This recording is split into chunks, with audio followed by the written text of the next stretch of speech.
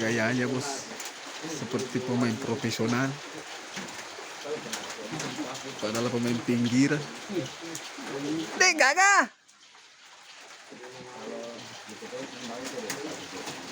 Jauh. Lagi mikirin apa bos? Hah?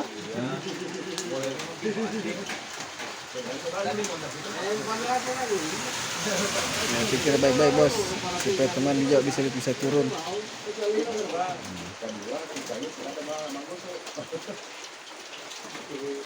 Tapi paling bagus itu kalau nanti di pondok ada apa gitu.